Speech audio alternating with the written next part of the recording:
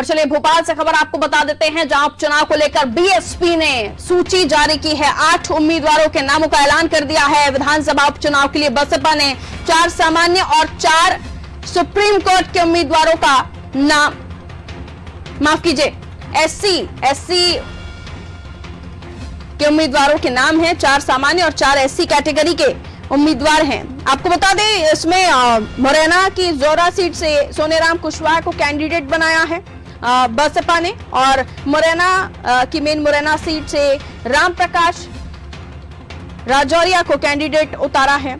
बसपा ने 8 नाम है फिलहाल केवल, जबकि इलेक्शन 27 सीटों पर होने हैं। उपचुनाव बाई इलेक्शन जो है वो 27 सीटों पर है। मुरैना अंबा सीट से भानु प्रताप सिंह सखवार को कैंडिडेट बसपा ने बनाया है। योगेश मेघ सिंह नरवरिया, इन्हें मैगांव से कैंडिडेट बनाया है। जसवंत पटवारी गोहद से और संतोष गौड़ डबरा से, कैलाश कुशवाहा पौरी से, राजेंद्र जाटव करेरा से इन्हें कैंडिडेट बनाया। 8 नामों का अनाउंसमेंट किया है फिलहाल बसपा ने। 4 सामान्य 4 एससी कैटेगरी के कैंडिडेट्स हैं। आशीष मंगल सोनी विशेष संवाददाता फोन लाइन पर इस वक्त हमारे साथ मौजूद हैं। आशीष, बीएसपी ने 8 उम्मीदवारों के ऐलान किए हैं बाई इलेक्शन के लिए। देखिए पारुल, मध्य प्रदेश में 27 विधानसभा की सीटों पर उपचुनाव होना है और लगातार कांग्रेस बीजेपी के द्वारा ये मशक्कत की जा रही है कि आखिर प्रत्याशी कौन होगा। बीजेपी की तरफ से तो बिल्कुल साफ है कि जो कांग्रेस छोड़कर बीजेपी में आए हैं वो प्रत्याशी होंगे, लेकिन कांग्रेस के सामने यहाँ सबसे बड़ी समस्या है वो प्रत्याशी चयन को लेकर है। इन सब के बीच में बीएसपी ने अपने 8 उम्मीदवारों के नाम का ऐलान किया है। मुरैना, भिंड, ग्वालियर, शिवपुरी जिले के ये प्रत्याशी हैं। 3 सीटें मुरैना जिले की है, 2 भिंड जिले की है, 2 ग्वालियर जिले की और 1 ग्वालियर जिले की सीट है। रमाकांत पिप्पल बीएसपी के प्रदेश अध्यक्ष हैं। इन्होंने खुद हस्ताक्षर कर इस सूची को जारी किया है। दरअसल ग्वालियर चंबल संभाग की 16 सीटों पर बीएसपी का खासा प्रभाव माना जाता है। 2018 के चुनाव की बात हो या 2013 के चुनाव की बात हो या इनके पहले के चुनाव की बात कर ली जाए, बीएसपी ज्यादातर सीटों पर दूसरे स्थान पर रही है। तो ऐसे में बीएसपी के प्रभाव को नकारा नहीं जा सकता।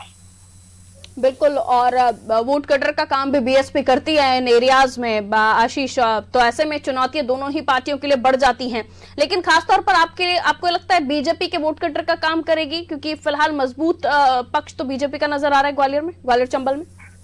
देखिए, ग्वालियर चंबल संभाग में ये बात सही कही पारुल आपने कि जो बीएसपी चुनावी समीकरण बनाने और बिगाड़ने में सबसे अहम योगदान देती है।